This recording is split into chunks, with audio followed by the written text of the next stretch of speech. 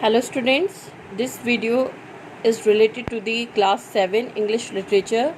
Today I will revise you A Night with the Wolf. This is one poem.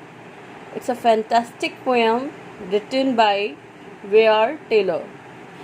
In this poem, the poet calls the child to sit on his lap and listen to the one of the story, and he asked the child to give him a kiss after listening to the story. The night was stormy and the heavy rain was pouring. The poet started to tell the story of his encounter with a wolf on a night similar to that. When the poet was a child, when the poet was a smaller child, he was lost in the mountains where no humans can be seen. The poet saw a wolf in that dark night and sat near about the shelter. The poet and the wolf, with the mutual understanding, became a companion and gave warmth to each other in order to save both of them. At the time when the wind and the rain stopped, both of them returned back to their respective homes. In this way, with mutual understanding, both of them remain safe, and at the end of the story, the poet asks the child to fulfill his promise of kissing. That was the summary of this poem. It was a very simple. I don't think so. I'm sure you may understand it well. Now we will discuss about the questions answers of this poem.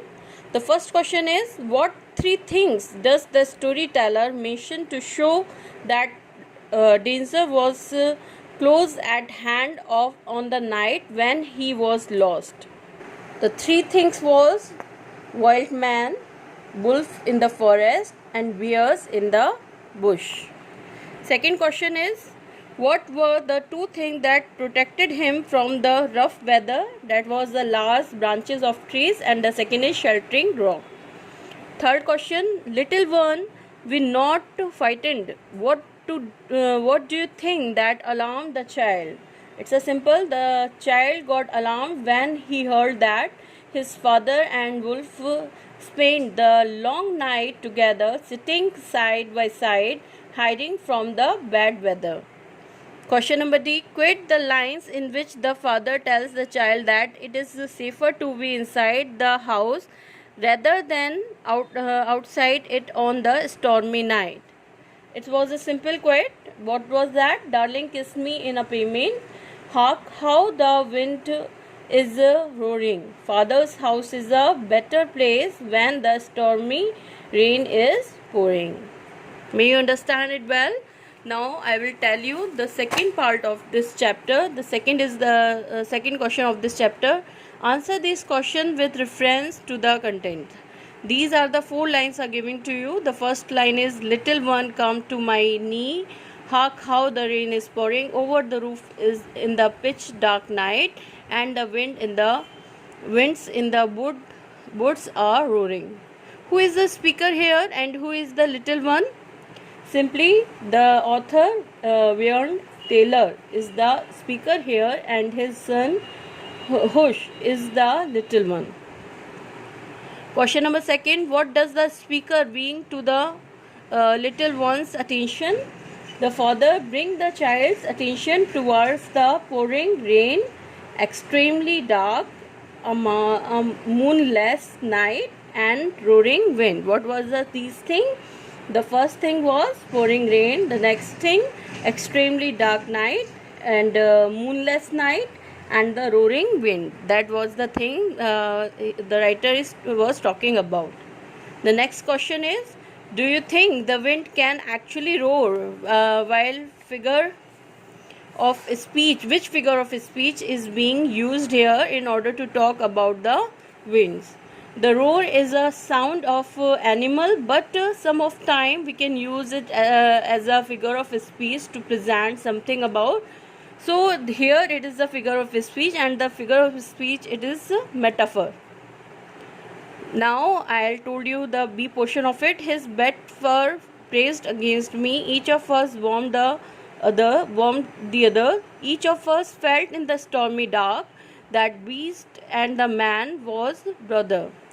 Question number first for these lines is, who is the speaker talking about in these lines? In these lines, answer is this. In these lines, the speaker is talking about wolf, who is the beat or a animal or an animal. Okay.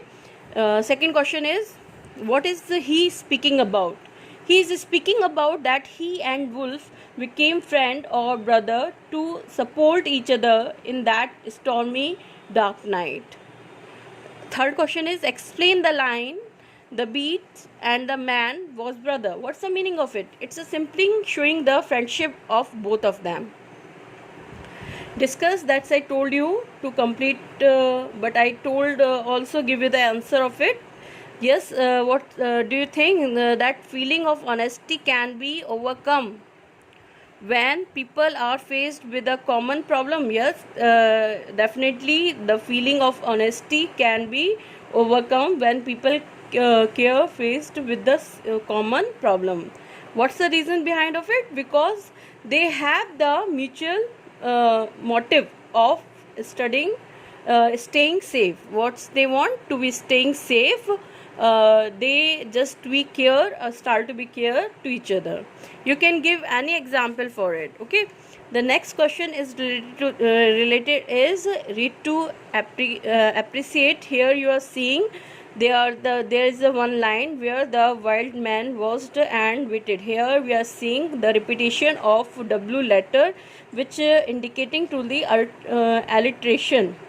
That's the one types of figure of speech, and that's defined when we can see a similar letter in a same line, repetition of the same word, same letter, that indicate the figure of speech alliteration. Okay.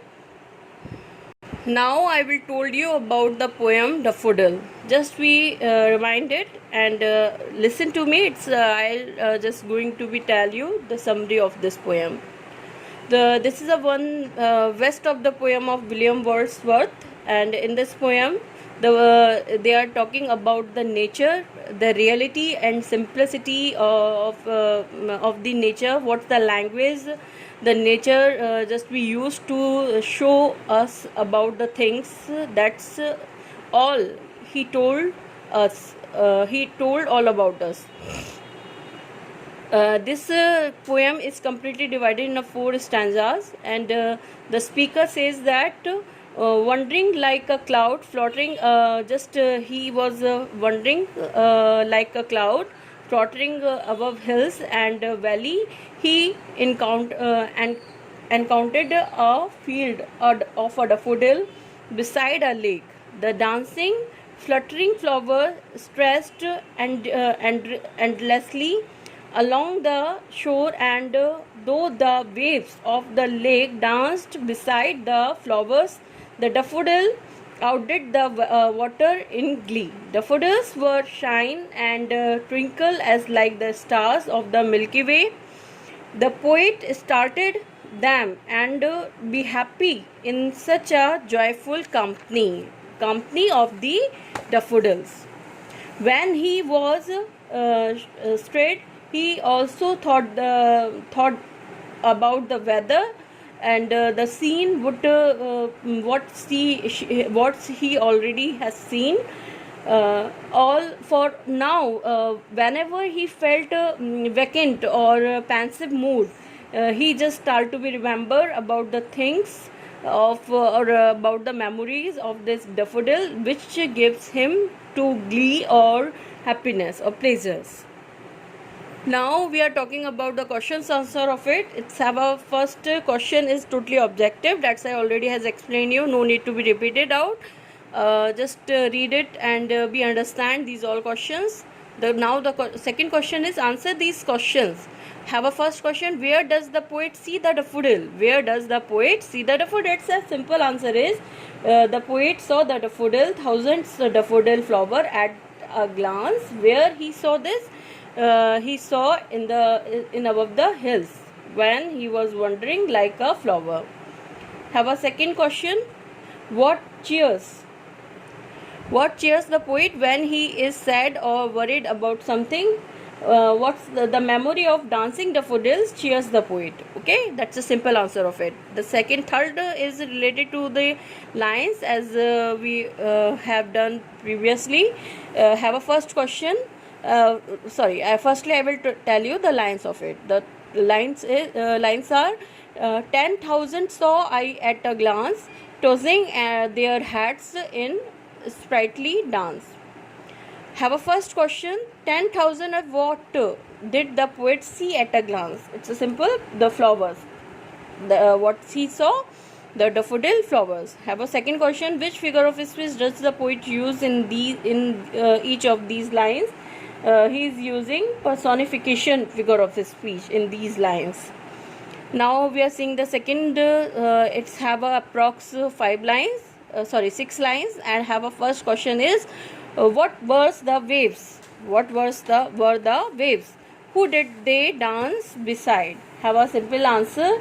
The sparkling waves of the lake were looking glee when they danced beside the daffodils. Have a second question. What did the Jokel Company comprise? What did the Jokel Company comprise? The Jokel Company comprised the beauty of the host of daffodils.